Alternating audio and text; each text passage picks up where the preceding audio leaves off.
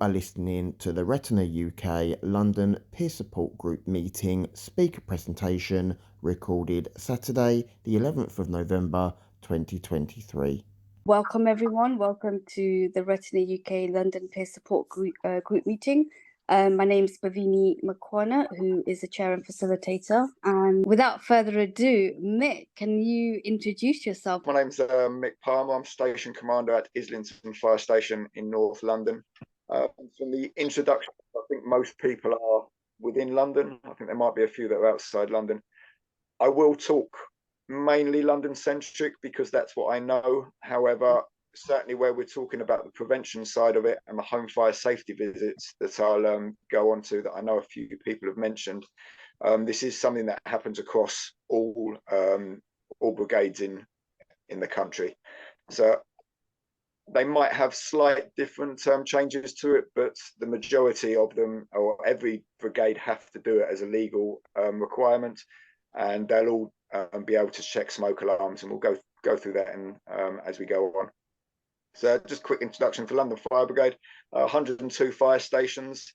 Regarding emergencies, we're never more than 6 minutes away from you, so we are strategically positioned across London that if you call 999, you would expect to get the most appliance there within 6 minutes, and you should get more appliances within 9 minutes. So we are very close. Hopefully people know where their nearest one is.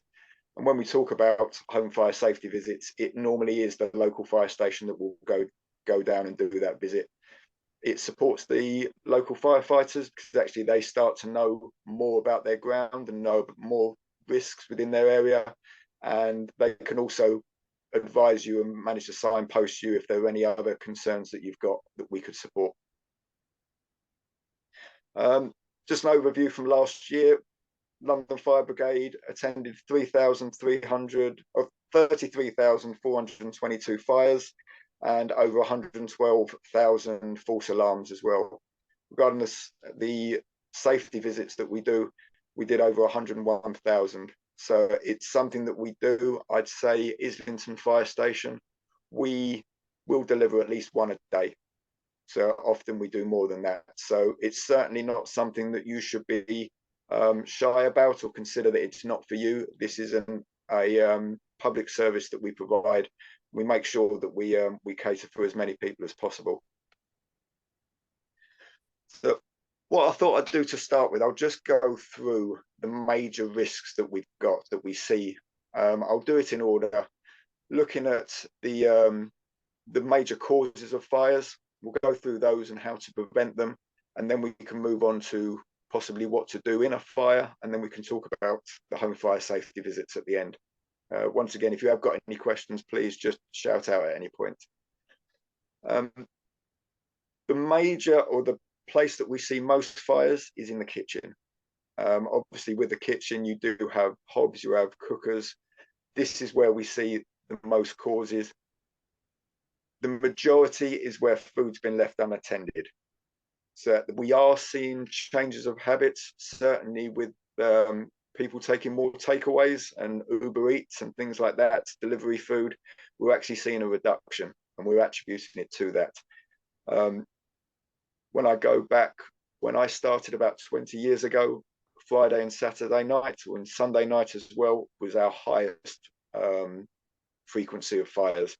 And it really was people coming in from being out, getting distracted, maybe alcohol as well, getting distracted, forgetting that they've got their food on, and then we're getting the chip pan fires. I think there's been a slight change of culture, people probably not cooking with as much oils as they were, but it's still a major high risk, and we do find that 60% of all fires do start in the kitchen. So the main thing that we really look for and ask people to do is just remain in the kitchen when they've got food on. What we tend to find is people get distracted when they leave the kitchen. They either get distracted by TVs or phone calls, etc. And because they're leaving the food unattended, that's when you get the surge of heat and the cause of fire. So certainly for the risk reduction, we say if you are cooking, just make sure you stay in the same room that you're cooking in. Moving on, the second highest cause of fire is smoking. Certainly, again, there have been changes in regulations for cigarettes that you'll find cigarettes don't burn down as much as they used to, but we still do find a lot of fires caused by smoking. What we tend to suggest is people have really deep-seated ashtrays to make sure that the ashtrays can't fall over, and that when they are smoking, they're not smoking where they're liable to fall asleep or once again get distracted. There is an opportunity for us to put fire or flame retardant bedding into property. We think there is a risk, certainly where we find people that are bedbound or unable to leave their beds. If they are smokers, we do try and put flame retardant bedding. We suggest they get flame retardant bedding just to prevent the possibility of the cigarettes igniting their duvets or mattresses and pillows. Once again, the time and the cause of fires with smoking, we do tend to find that later at night, where people are falling asleep having their cigarettes. And again, we ask that people don't leave their cigarettes or pipes or cigars unattended, for the same reason that we find with the cooking fires. Just one further bit, we do see, certainly in the summer, we find that people are putting ashtrays and putting sort of barbecues and things that aren't fully extinguished into bin liners or into their bins, and then those causing fires as well. We really make sure that if you have got an ashtray, just make sure that cigarette's really stubbed out and everything that's in the ashtray is out before you put it into a bin or a bin liner or plastic bag. Third major cause is electrical appliances. There's a few control measures that we can consider and a few ways to reduce the possibility of fire. When we look at sockets, we really ask that there's only one plug in each socket.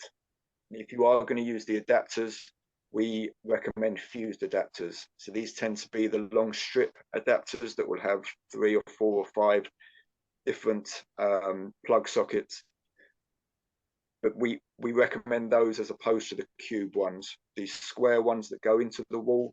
What we find with those is that the weight of the additional plugs can pull them out, can cause arcing, and that can cause a fire as well. With regard the adapters, we also say if you are going to do adapters, only use one, so don't daisy chain one adapter off another one. Once again, that fuse is only designed to take that many plugs. The other thing we look at regarding electrics is leaving things on charge. I must admit I'm probably as guilty as anyone else, certainly with regarding phone, leaving my phone on charge through the night. We do recommend that you only charge things up to the point that it's fully charged to 100%. There is always the possibility that if you're overcharging it, it can maintain that heat and it can overheat and then cause a fire. Doesn't tend to happen as much as it used to, certainly with regard to mobile phones. I think the technology has moved on, but we still do see overcharging of batteries, certainly lithium-ion batteries that we're going to go on to, that because they've been overcharged, they have a build-up of heat and then cause a fire. The final thing really is about only keeping essential appliances switched on. By that we see if it's got a clock on it, then it's designed to stay on permanently. And obviously things like fridges we expect permanently as well. But we do recommend that TVs, computers, other such items that are plugged into the electric, that you do take them out at night. Just that precaution. The chances of a fire are very slim, but we do see it happening, and because of that, we recommend that people take them out. Okay. And just making sure that the electrical items are in good working order. We do find, certainly our fire investigation team, so any fire that we have in a house, we will investigate fully. And certainly if there's been a risk of someone being injured, then our fire investigation team, who are effectively the top ones in the country, they teach the other brigades across the country, and they will come out, and it's their specialist designated job to do fire investigation. And a lot that they investigate, they do see the plugs, where the plugs have got cracks, where they've got broken, or that there's a fault within the electric system and the item that you're using. So really, we do ask that if you're using any electrical goods, that they are properly maintained, and if you see that they're damaged, or if people know that they're damaged, then you replace them as soon as possible. One of the main reasons we do these talks around this time of year is because we see that change of people coming into the house and starting to use heaters. Heaters themselves aren't necessarily a danger, but what we find is that people put heaters, certainly portable heaters, we put them too close to other objects. It's wet outside, it's cold, it's damp, people start putting clothes over the heaters to dry, or they just put the heaters too close to other things that possibly, certainly plastic, that could melt or could catch fire. So what we recommend, if you are going to be using any heaters, you make sure that there's nothing around within a meter's radius of it. To just put them in the center of the room, or keep them away from a wall where there's other objects there that possibly could, certainly furniture, that could melt and could, if reached a ignition point or ignition temperature, could cause a fire. So we do find October, November, December, we find a massive increase in fires due to heaters.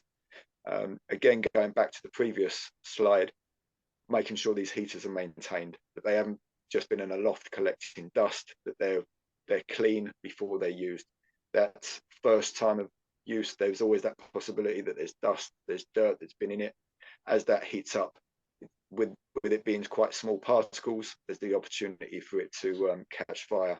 So we try and make sure that it's as clean as possible before we use them.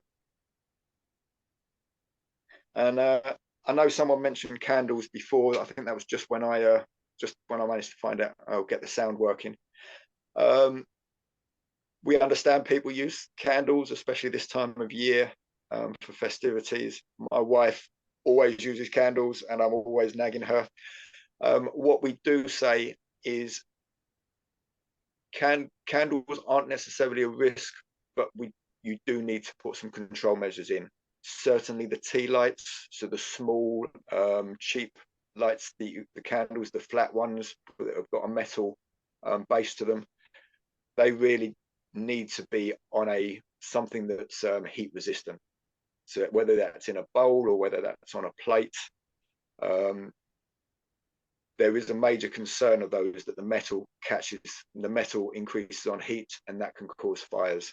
Certainly we found up to probably about 10 years ago, prior to the introduction of flat screen TVs, we had a lot of fires where people were putting tea lights on the top of their TVs, lighting them, and it was melting through and causing the TV to catch fire. Again, I know someone was talking about romantic. Several fires we've been to where tea lights have been around the bath, and it's actually caused the plastic of the bath to catch fire. So always be careful with those small tea lights, that they're on something like a plate, something that's flame resistant or heat resistant, and it can't burn through to the table, floor, or wherever else it is. The main other concern we have with candles is them falling over. So I know a lot of we were talking about scented candles, they tend to come in quite a big, deep jar, which prevents the opportunity of them falling over. So they tend to be quite stable. The sort of collective scented candles that people kind of give to people for gifts and things, they tend to be quite heavy based, and they don't normally fall over. We do find that when people have got candle holders, there's always that possibility that they could be top heavy. Certainly if you've got pets, cats and dogs especially, there is always that opportunity that they could knock them over. So be very careful if you are using candles and candle holders, that they're in a stable, they're stable to start with, and there isn't an opportunity that people, children, dogs, animals can knock them over, which obviously can instigate a fire. One of the other real concerns is obviously when you've got that flame, you've got to consider what's above it as well. Certainly around festive times, people put candles in windows.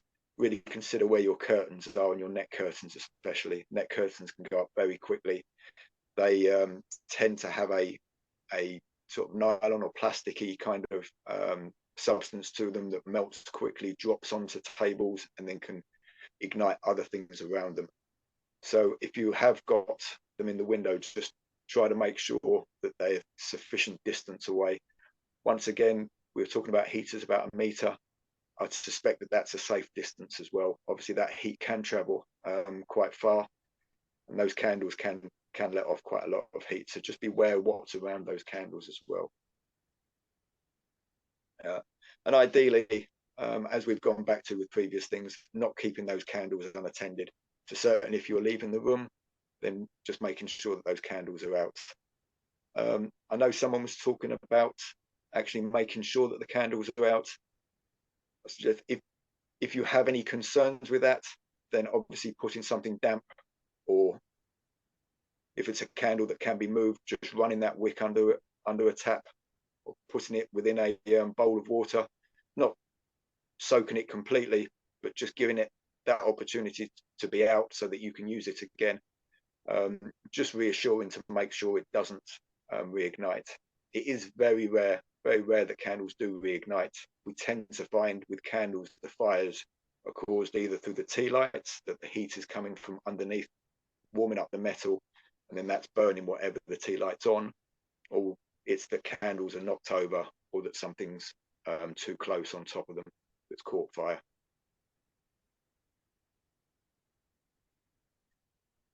I've added this one. This is a new to anyone who is looking at the slide. It's something, a real risk that we've found. Sorry, I wasn't looking at the chat before. Is there? I saw something's just flashed up. Does someone want to? If anyone's got any questions, do they want to? Yeah, Kajal, are you able to read that message that's just come into the chat? Yeah, so Sandra's just asked, plug-in smelly. She was told that can cause fire. Yes, there have been instances of them. It's not something that we consider that high risk, but what we probably put that in with the electrics, that if it's got a kite mark, or if it reaches British standards, we wouldn't necessarily consider it a danger. What we always find, certainly with electrical appliances, and we're seeing it more with vapes and other things, that there's quite a lot of cheap markets out there. So there's items that are available certainly on the internet that don't reach the British standards. So I wouldn't necessarily say that they are per se a danger, but what I'd say is that doing research and making sure that they are safe, and that they've got the British safety kite mark, or they reach the British standards, I would consider those to be safe. Without labelling specific ones, I think if the standard is around the £5 to £10 one, or if the standard's about £10 and you're seeing them for £2 or £3, I'd be a little bit concerned that they might not be to the standard that we expect. I'd probably, again, looking at different measures, it would be one of those things that I wouldn't want to leave unattended, and I wouldn't want to be leaving 24 hours a day. It's always got that opportunity, if it's always in the plug, that it can catch fire. So they're not necessarily dangerous, but there's possibly some out there that aren't to the highest standard, and that if they're left in the plug for too long, there is that opportunity that they'd overheat. Does that answer the question? Yeah, I think that should Yeah. be. Yeah, thank you. It's something, once again, I've got them at home. It's not something that that I would say never use, but I think it's probably worth doing a little bit of research before, and a bit of due diligence, just making sure that the ones you are getting do reach British standards. So yeah, just moving on.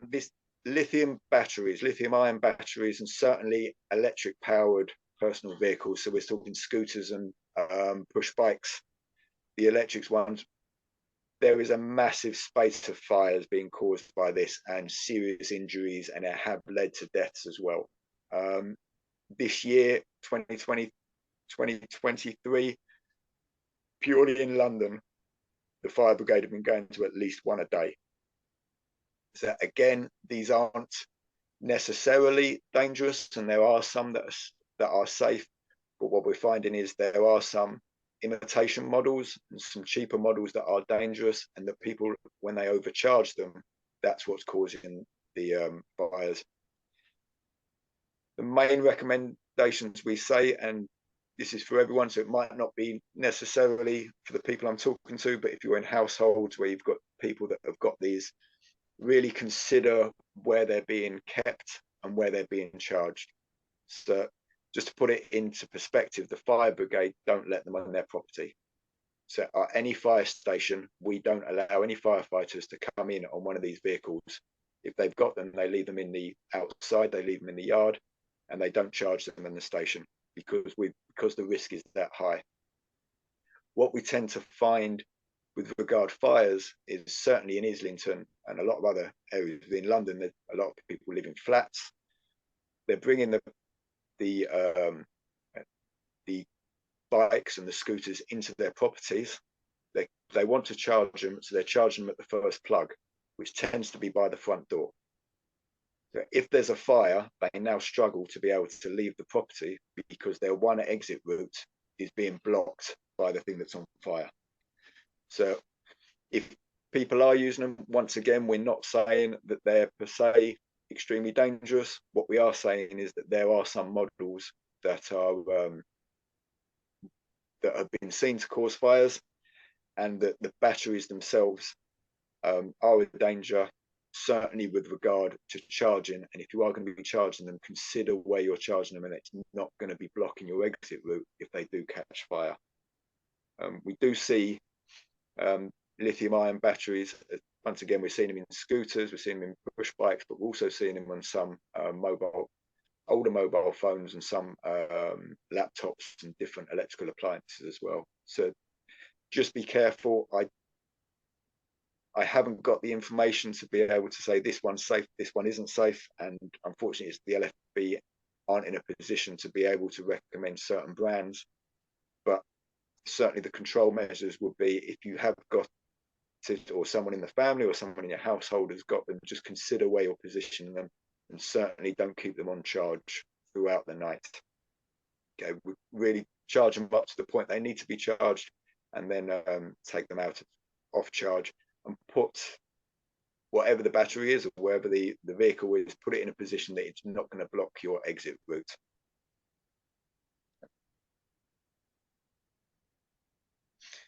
So that kind of moves on to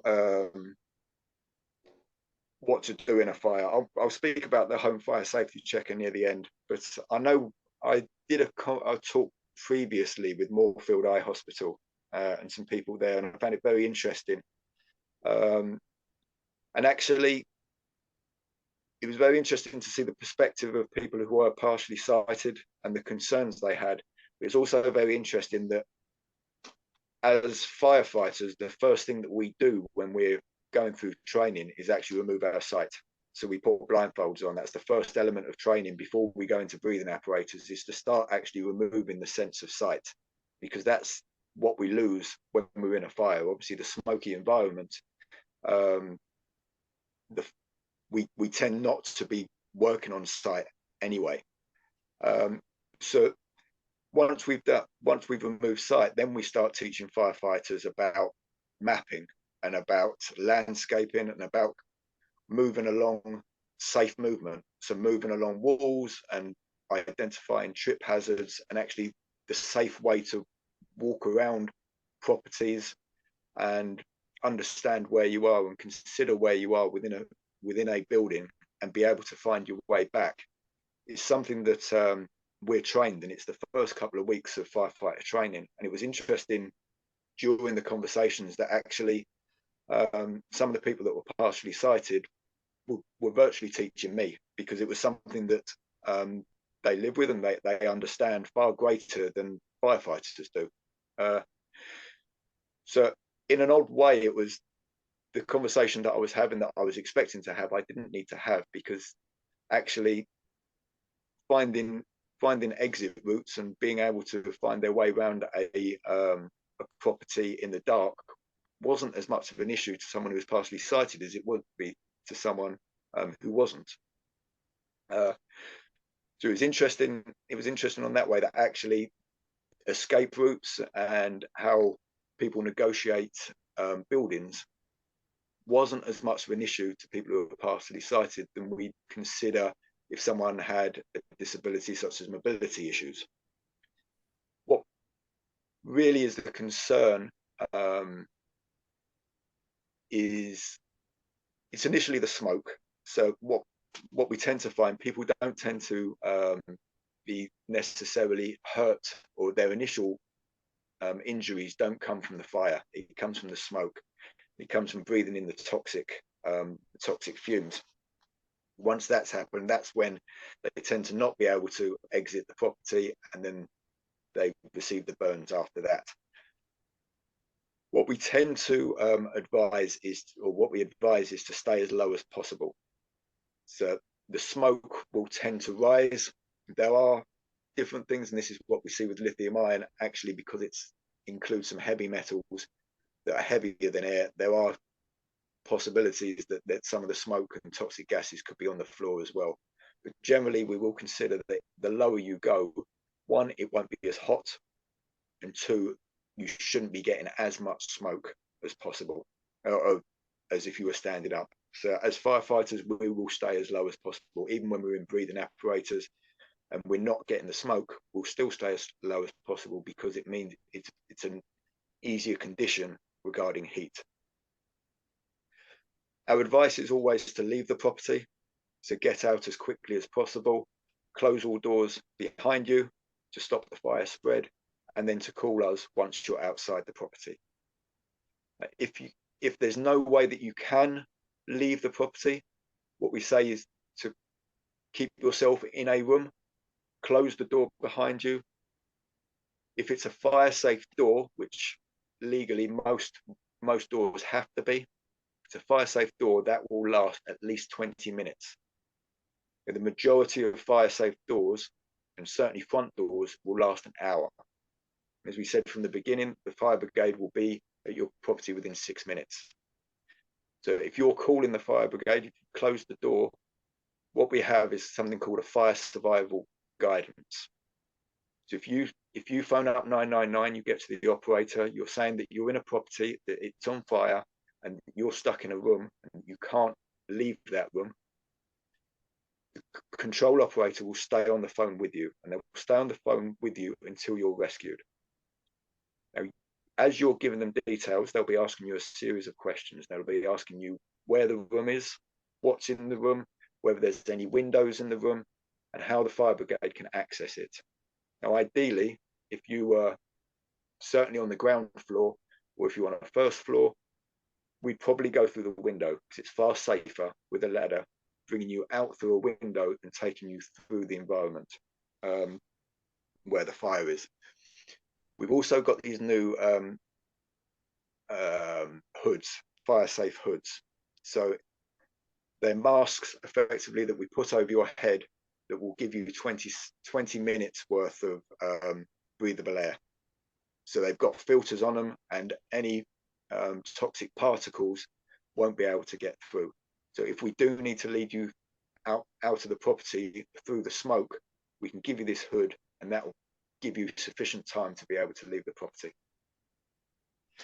Going back to the fire survival guidance, while you're telling the operator all this information, another operator who's listening in will be passing that information on to the crews that are attending. So as the fire engine's coming up over the radio, they'll be getting information that, one, it's persons reported, which means there's people in the property. They'll also hear that it's fire survival guidance. They'll then be given a full description of where you are. So the main objective from then is no longer to put the fire out, it's to save savable life.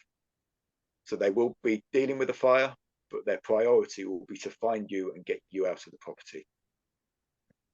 The operator will also be giving you different amounts of advice on how to reduce the hazard while you're in that room. So if there's any clothing or if there's any tea towels, anything like that, you can put against the door. That will prevent the smoke coming in. If the there is a window there and there isn't too much smoke outside, they'll suggest that you open the window. You break it if necessary, but if you can open that window and get clean air in, if you're standing near that window, you've got far more likelihood of not breathing in the toxic air. So we do suggest that people leave the property, but as I say, if people can't leave the property, they've got a phone with them, they've got an ability to call the brigade, then we will be able to let the crews know immediately that where you are, and then they can go straight to you as opposed to just dealing with the fire. I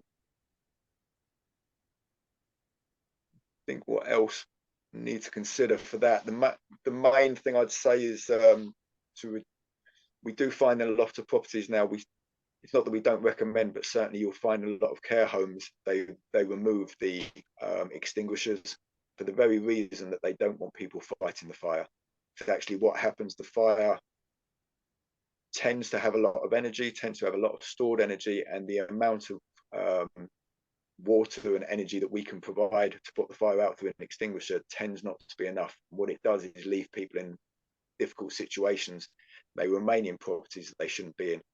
So we'd ask people to get out as quick as possible. If you can close doors, certainly I've seen fires in kitchens where the heat and the intensity of that fire has been absolutely massive. But because the person leaving the property closed the door of the kitchen, we were there within a few minutes. We've managed to put that fire out, and it's been a fire in a kitchen as opposed to a fire in or a whole house on fire. So yeah, if you can close the doors as you're leaving, it does mean that there's far less likelihood of that fire spreading to other rooms, and if you're in flats, then definitely other properties as well. So I'll move on now. Is there any questions on that while we're talking about concerns about fires? I'll move on now to the home fire safety visits, which I know a couple of people have spoke about. So prevention is a huge part of the fire brigade now. So we are a very proactive brigade.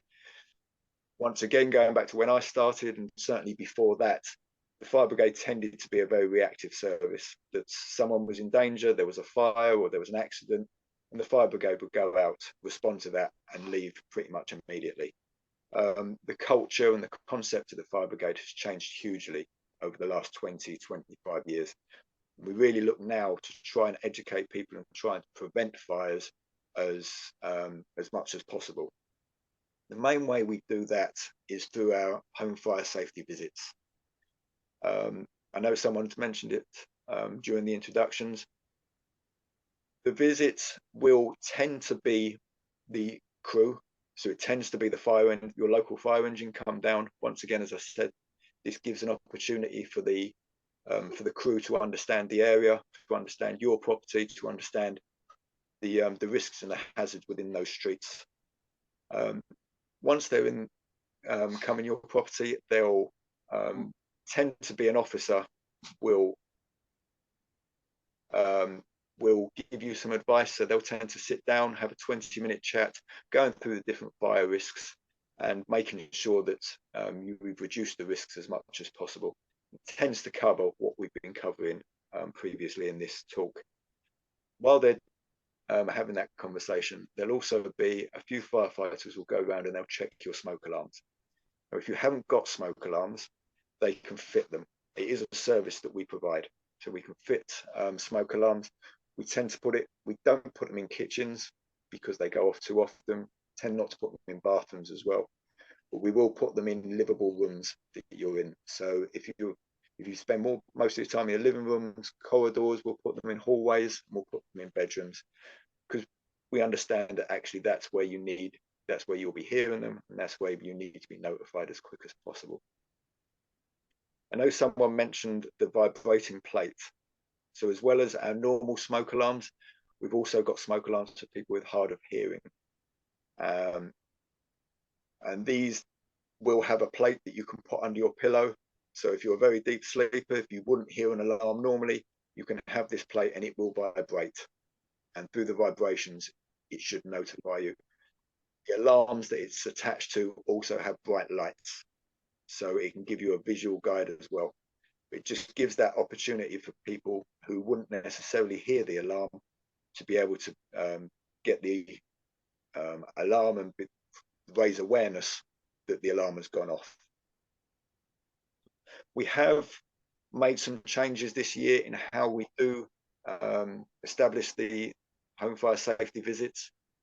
Up to August, it used to be on just a list, so everybody could phone up or request a visit, and it would just be on the list. We'd go down the list and they'll just send people to them as and when available. So we've changed the priority for this now.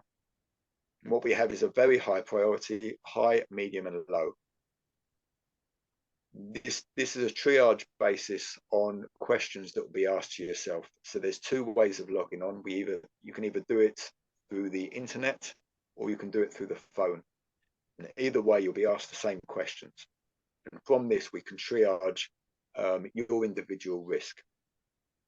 The reason we've done this is when it was just first come, first served, there'd be people with very high risk, but because they were number 100 in the queue, we wouldn't be seeing them for a large amount of time. Actually, now what we do is look, and if we think you're very vulnerable, if we think you're at risk, we'll put you to the front of the queue. So very high. If we consider that you are a high risk, we will actually take a fire engine there immediately. So they won't go on blue lights, but they will be what we call taken off the run. So they won't be going to any emergencies. We consider that this is of a risk that they need to go there immediately. And they'll get to you within 4 hours. Then works down. High is, just moving on. High is within 7 days. Medium is a month.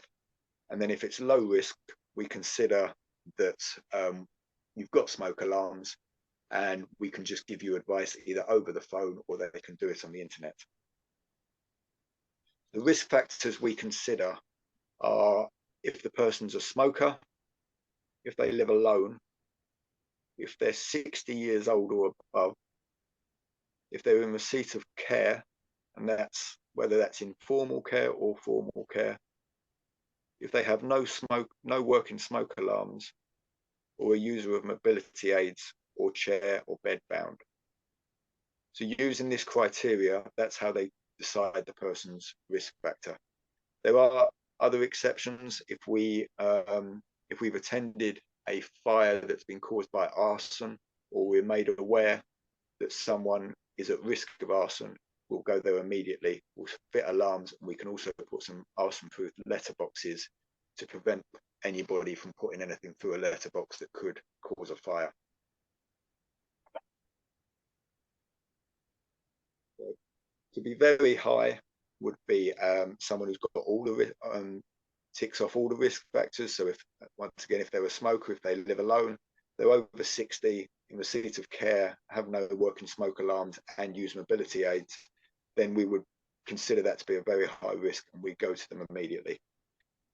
If they have 3 of those risk factors, they'd be considered high, such as if they're a smoker, they've got a hearing impairment and have had a previous fall, for example, we'd see them within a week.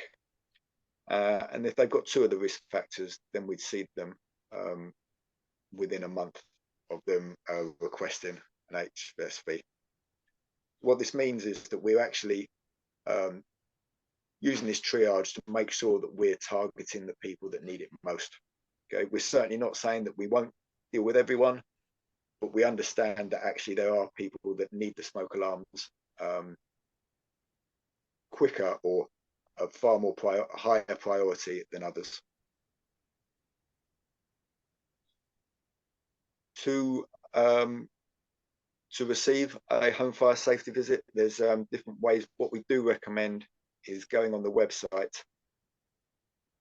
I'm not an IT genius, as you might find out to start with, when I couldn't work out the sound for this, but what I have been told by our IT services is it does reach the high standards. So all high standards for people with visual impairments, it does reach those standards. So I can put it on the link as well, but I've got it on this page. Is the website is www.london-fire.gov.uk. But I've also put the QR code on here as well, and that would link you directly straight to that part of the website. So if you were using it on your phone, it can get you straight to the website and assist you in logging on. Has anybody got any questions? I know I've been whizzing through and talking quite a lot, but if anyone has got any questions that they'd like to raise now, hopefully I've answered some of the things that I know people were saying in the introductions.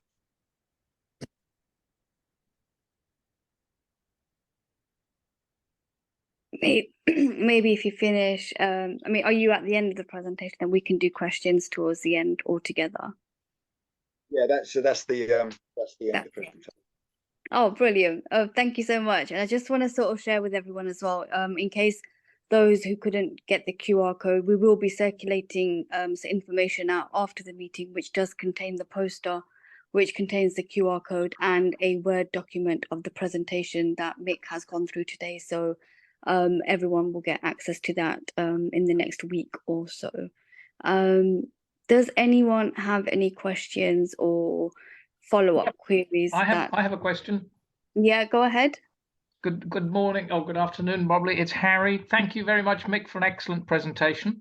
One of the points you made was, and I think it probably applies to some of us, we take heaters out of the loft, and you suggested we need to make sure they're as clean as possible before we use them. Any tips on how you clean them? I mean, do you use the Hoover to try and hoover out any dust particles you can find, or what's a good way to deal with that? Yeah, I mean that's probably the best way, to be honest. It's certainly what we find. It's those small dust particles within the heater and can get within the system. We tend to find this when dryers catch fire, tumble dryers as well. That it's those small microfibers that just overheat, and obviously because they're so small, they're more vulnerable to the heat and can raise their temperature quickly. So yeah, a Hoover would be an ideal way. I certainly wouldn't be suggesting any water for it, but going over with a damp cloth, slightly damp cloth might be able to remove them as well. Okay. And it's just that awareness. Obviously, I wouldn't leave it unattended the first time I use it.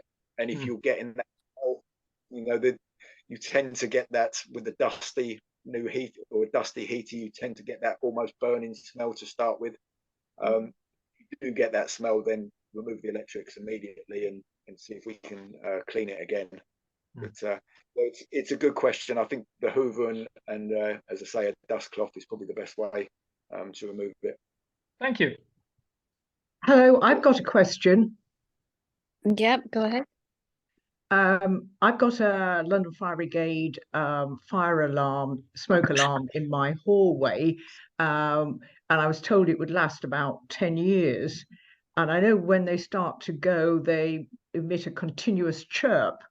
But assuming that happens, what do I do about getting it replaced? I made a note of that. I forgot to come back to it. Yeah, so all you do is follow exactly the same system as doing a new HFSV, so a new home fire safety visit.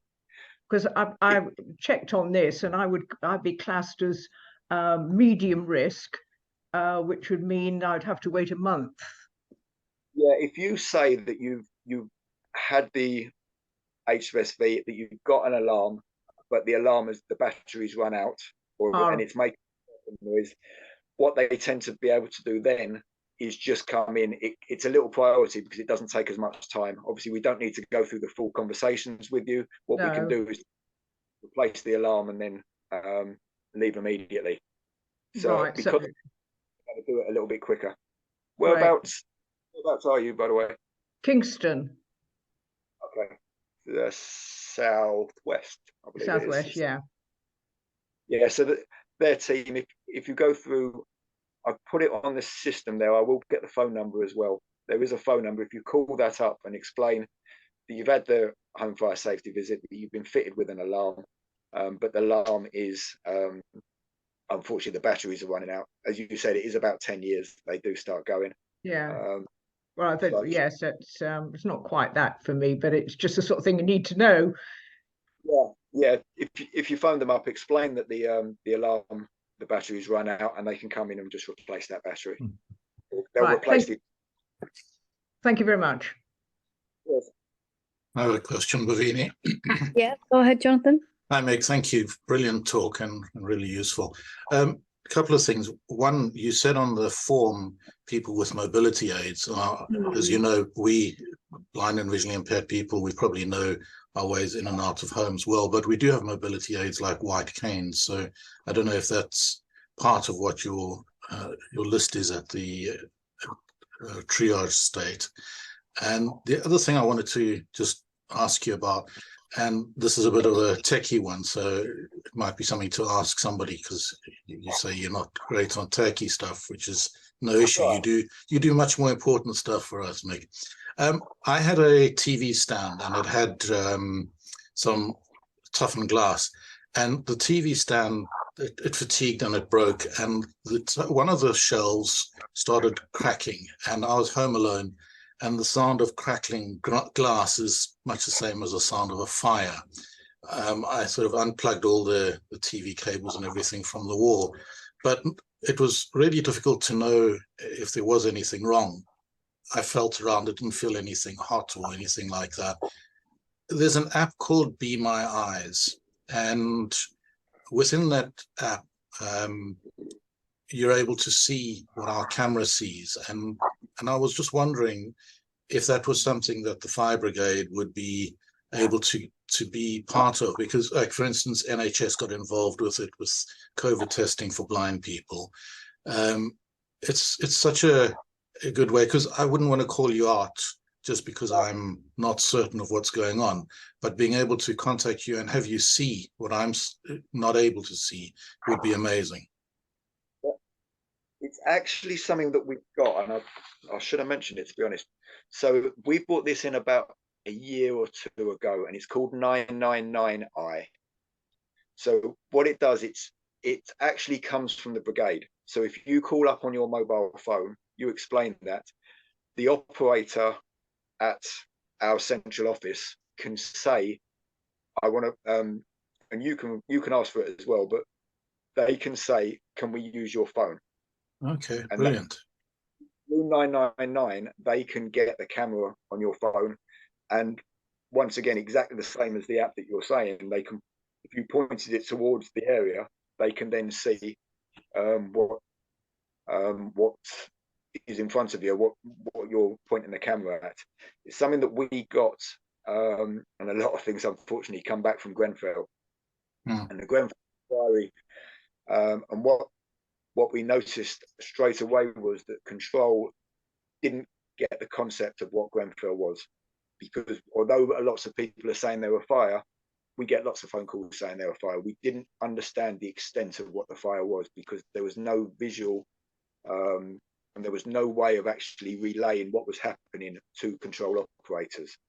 So from that, they've instigated 999i, and we use a lot of things. So a lot of the road traffic accidents, actually people phone up saying, we think someone's trapped, there's someone in there.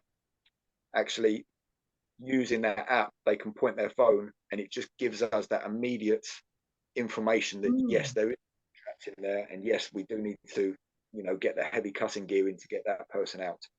So what do we, as if someone is blind like I am, and I'm not certain, I'm scared as I was at that point in time, is it something I should do? I thought about calling a neighbor, but I discovered there was no burning. It was just the sound of crackling glass, which was pretty horrendous.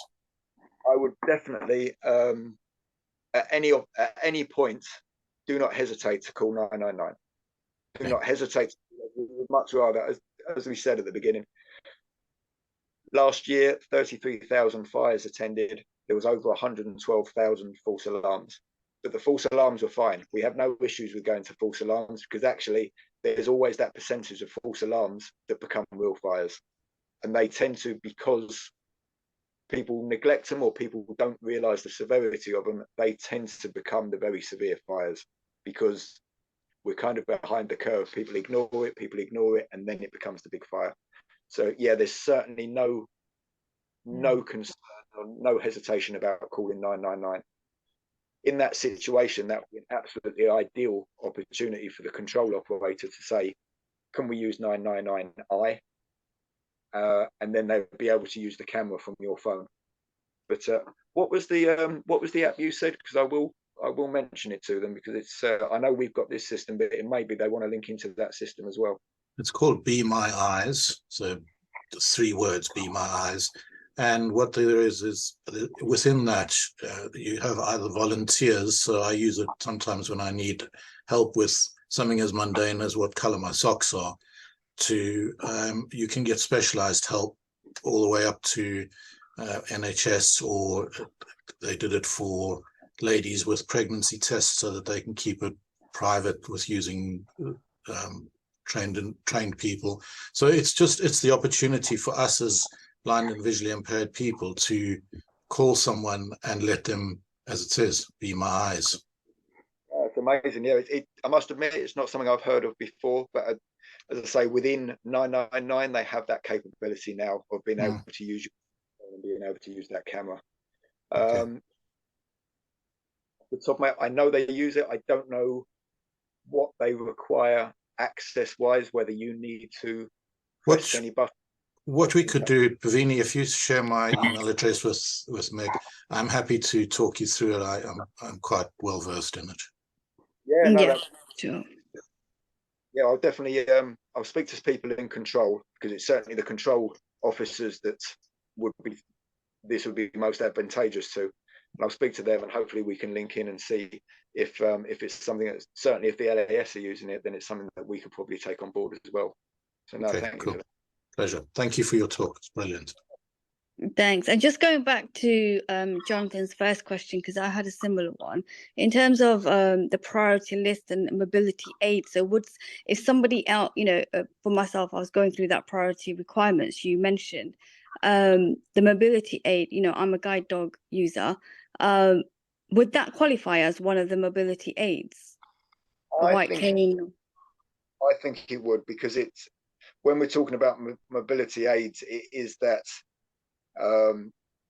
it's anything, it's any support that someone would need to be able to get from. So it's not necessarily that they would need assistance because of an injury to a leg. It's anything that they would need, or that they have, that supports them from moving from one place to another. So I would certainly include a stick, a dog that you've got, a support dog. I would include those within that. So yeah, I think that would be considered. So just to clarify, someone with not just a physical but a sensory impairment like sight loss, vision impairment would qualify? I'm pretty sure they would. Okay, yeah, thank you. I will check that up and I'll get back to you, but yeah, I'm pretty sure that they would. Great, thank you. Does anyone else have any comments or questions? Yes, I've got a question. You said that there was a central place that we phone or email, but then earlier you said it's a local fire brigade would actually come and assess it. So does the central place contact the relevant area? That's it. So what will happen is you go through to our central office, and it actually puts into the regional northeast.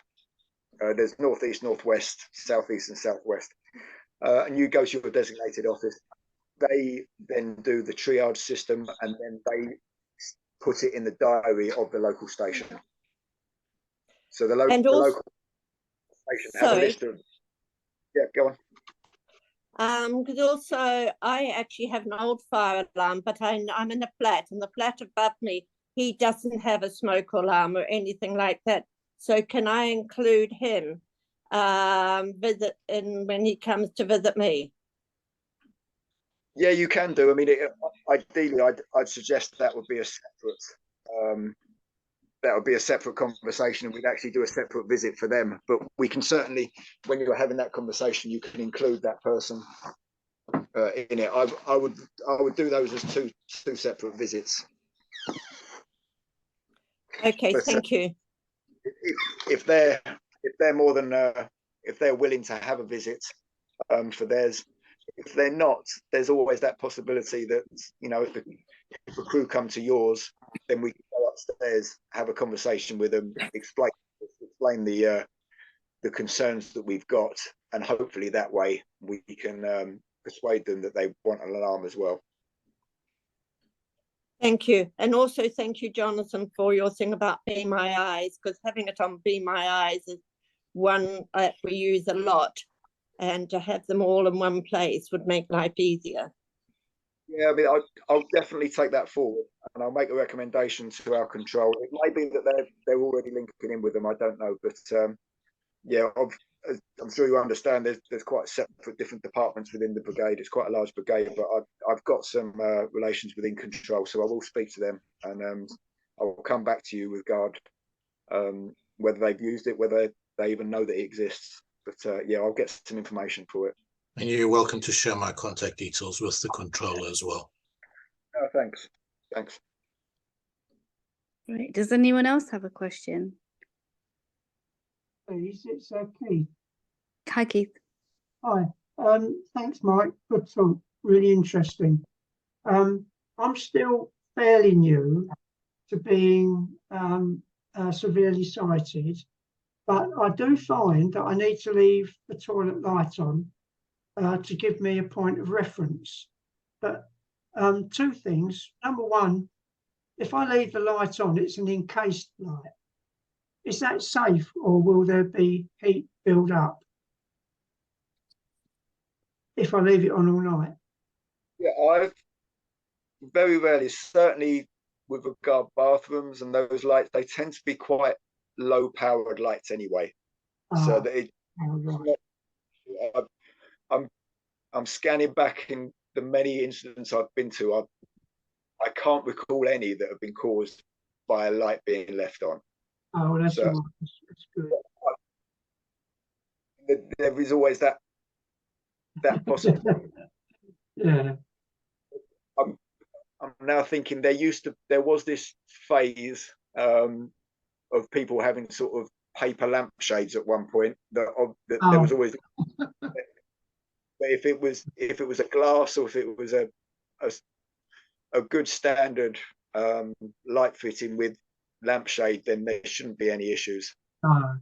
The other thing is, I know this sounds peculiar, but if there was a fire and I was panicking, I think I would have trouble finding my way out of my own house, because I know this now. I know this is silly, but if I have to get up at night, which I do frequently, and go to the toilet, if I really want to go, sometimes I get lost because I'm panicking, because I'm frightened I'm not going to get there. So even though you know your way around the house, in a situation where you might panic, that's completely worrying. Yeah.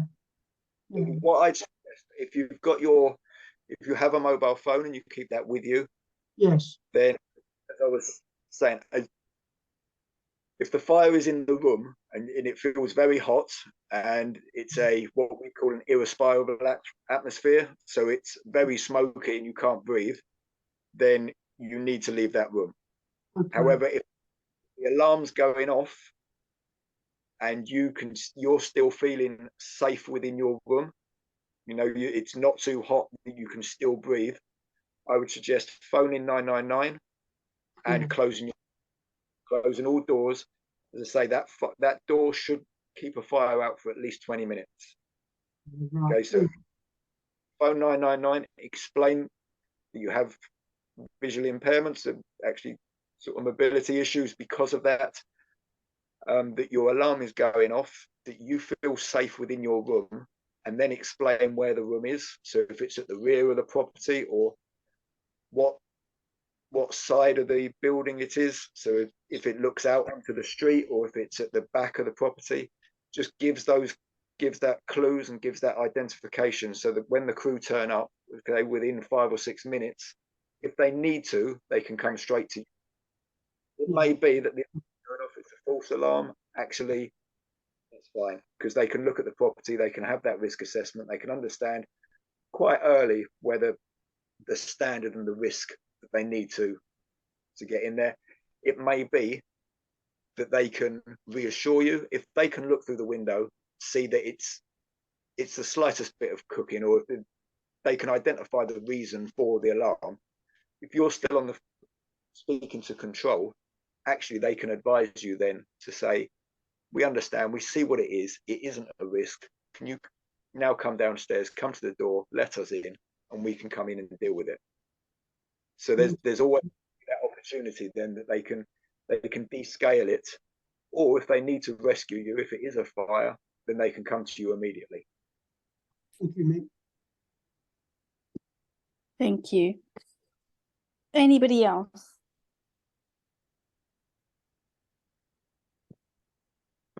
Whilst we wait, Mick, are you able to quickly share in a typical visit, what would be entailed? So the visits, as I say, it tends to be, there are sometimes what we have is a light duties team, so firefighters that have injuries, sort of low-key injuries that mean they can't deal with fires at the moment, but they can still go around to properties. So there'll be between 2 and 3 people. They'll come to your door at a designated time. So if you've got any concerns, you're more than willing to have someone else, have a carer or friend or family member there. If you want to give them a password or a code to make so that you know it's them, you can do that as well. They will come at a specific time.